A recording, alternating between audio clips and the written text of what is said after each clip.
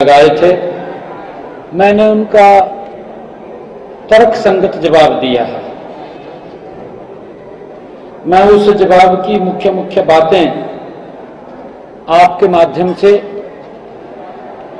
हरियाणा प्रदेश की महान जनता के साथ साझा करना चाहता हूं। मैं बताना चाहूंगा, सदन में विपक्ष खाना पूर्ति कर रहा था, उनके पास कोई मुद्दा नहीं था। हमारे देश के यशस्वी प्रधानमंत्री श्री नरेंद्र मोदी जी के नेतृत्व में हरियाणा में पिछला एक दशक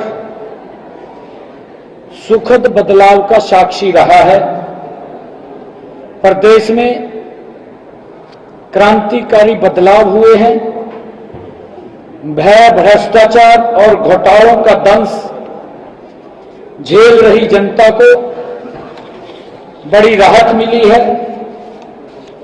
इसी सुखद बदलाव पर हरियाणा की जनता ने अपने समर्थन की मुहर लगाते हुए तीसरी बार नॉन स्टॉप जनादेश दिया है। मैंने विधानसभा के अंदर भी हमारी संस्कृति में 11 के अंक को शुभ माना जाता है।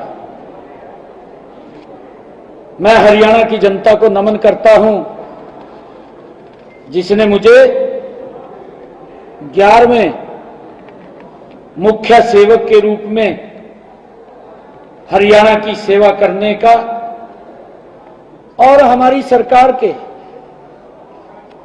11वें बजट प्रस्तुत करने का अवसर दिया है।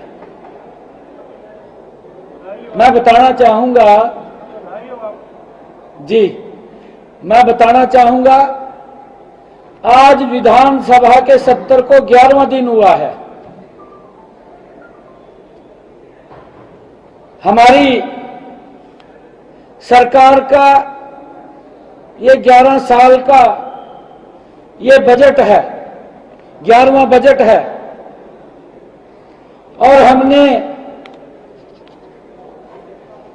मुझे 11वें मुख्य सेवक के रूप में हरियाणा ने जिम्मेवारी दी है। और आज इस अवसर के ऊपर मैंने 11 मुख्य संकल्प भी लिए हैं,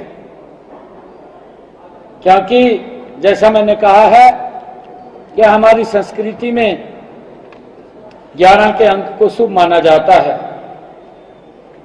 पिछले 11 सालों में ही माननीय प्रधानमंत्री नरेंद्र मोदी जी के नेतृत्व में और माननीय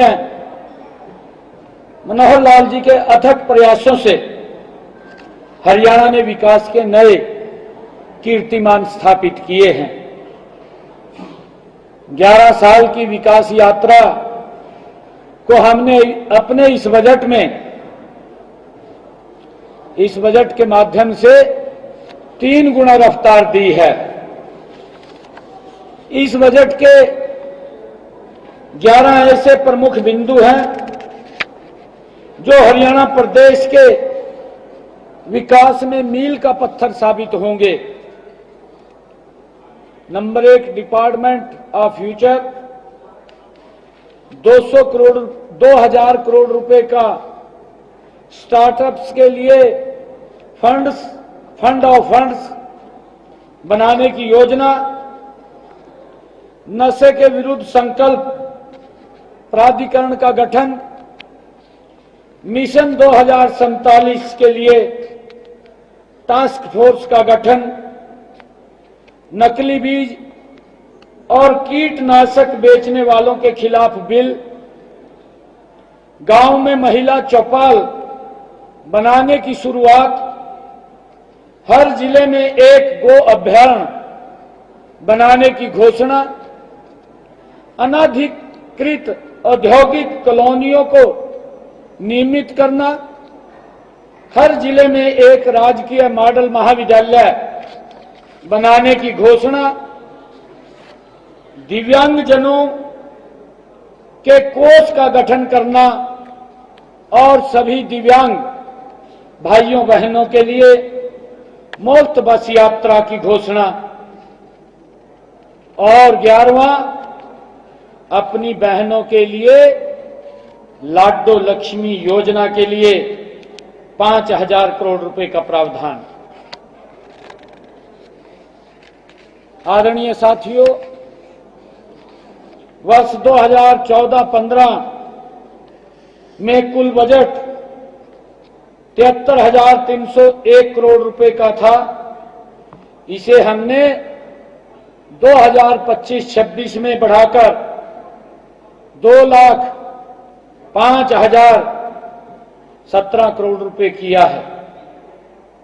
इस प्रकार पिछले 10 सालों में कुल बजट में 180% की वृद्धि हुई है।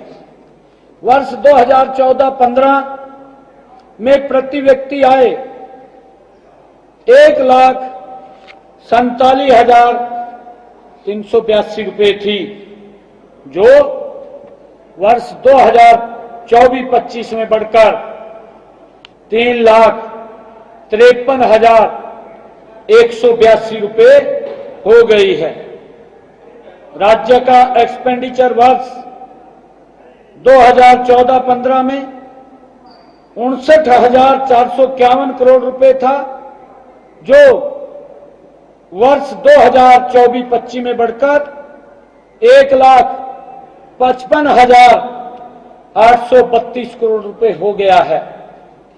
राज्य का ऋण 2004-05 में 17,347 करोड़ रुपए था। अगले 10 वर्षों में यह लगभग 5 गुना बढ़कर 2014-15 में 96,875 करोड़ रुपए हो गया था। इसकी तुलना में अगले 10 वर्षों में 2014-15 से 2024-25 में यह कर्जा लगभग 3 गुना ही बढ़ा है।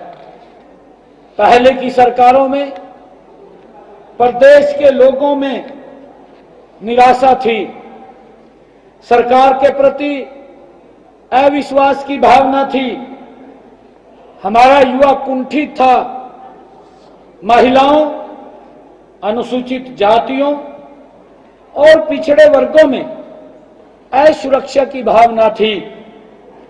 हमारी यह सोच वर्ष 2025-26 के बजट में भी परिलक्षित रही है। यह बजट के हर वर्ग के लोगों की प्राथमिकताओं और आकांक्षाओं का प्रतिबिंब है। इस बजट में समावेशी विकास के साथ साथ किसान, गरीब, महिला और युवाओं पर फोकस किया गया है। मैंने बजट पर चर्चा के दौरान माननीय सदस्यों द्वारा उठाए गए हर एक सवाल का जवाब दिया है। अब उनके पास कोई जवाब नहीं बचा है।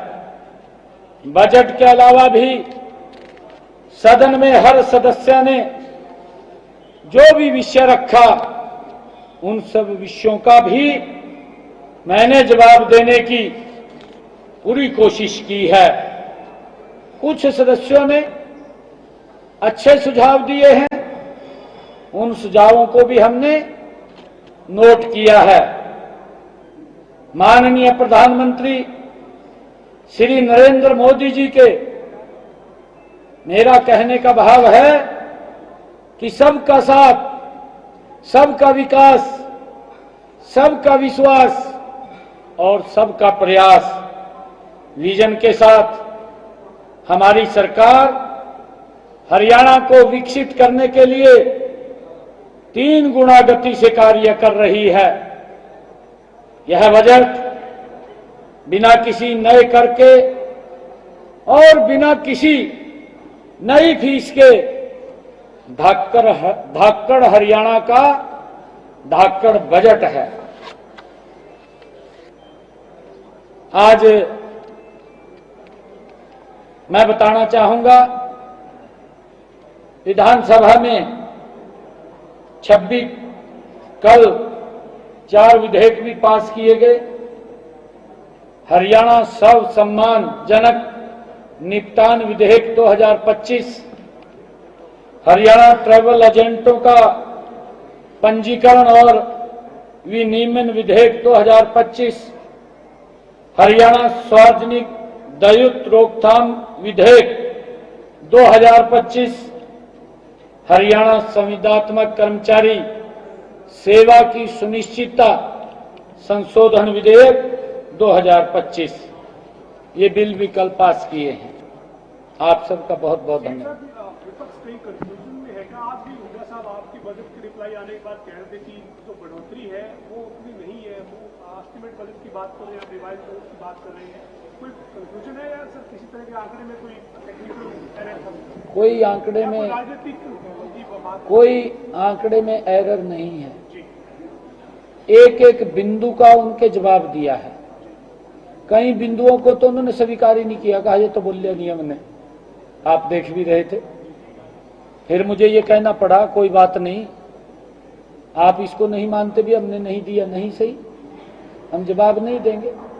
परंतु जो भी हमारे विपक्षी साथियों ने बजट चर्चा में बात कही है, मैंने बजट के रिप्लाई के शुरू में ही कहा, मैंने कहा कि मेरी तरफ से एक भी शब्द नहीं होगा।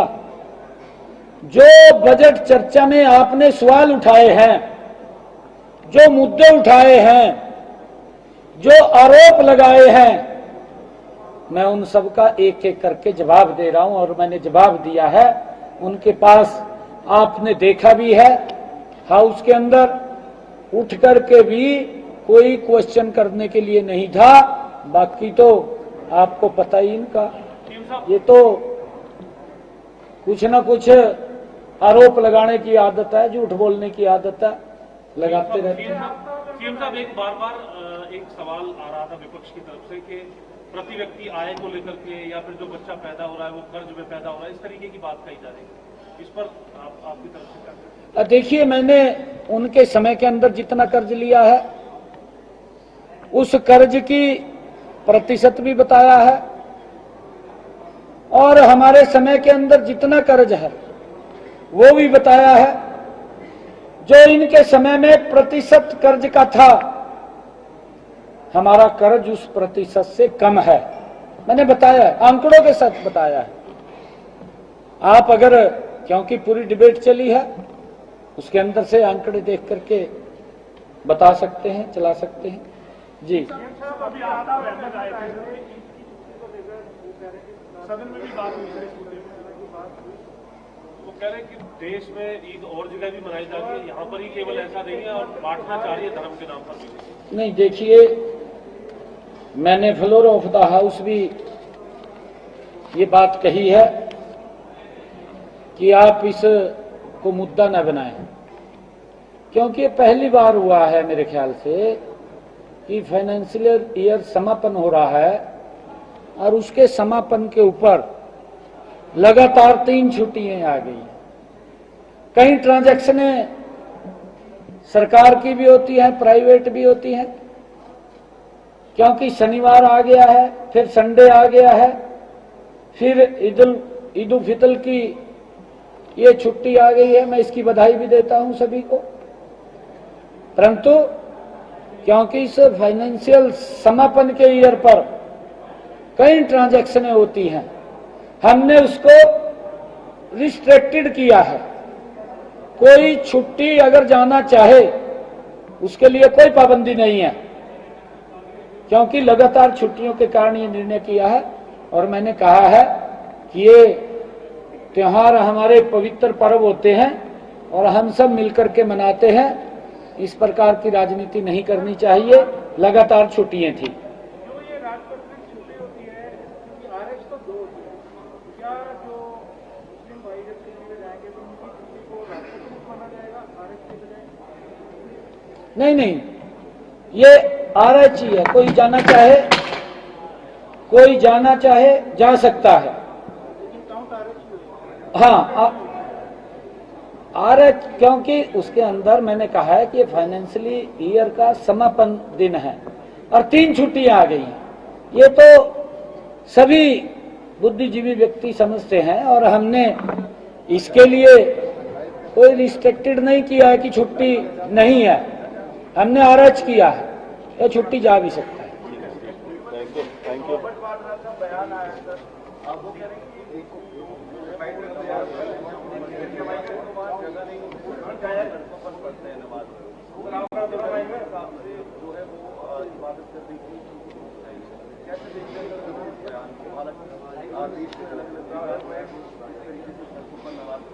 नहीं, देखिए, इसके ऊपर हमारा ये कहना है, क्योंकि जो पवित्र स्थल है,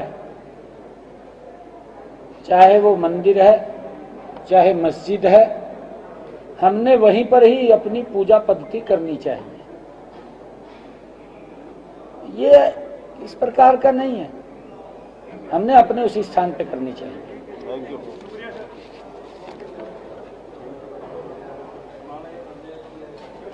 तो आपने सुना मुख्यमंत्री नायब सिंह सैनी को, उन्होंने प्रेस कॉन्फ्रेंस की है सदन की कार्यवाही के बाद। सदन में जब उन्होंने बजट पर अपना जवाब दिया, उसके बाद उन्होंने प्रेस कॉन्फ्रेंस की और बताया कि विपक्ष के पास कोई मुद्दा नहीं था।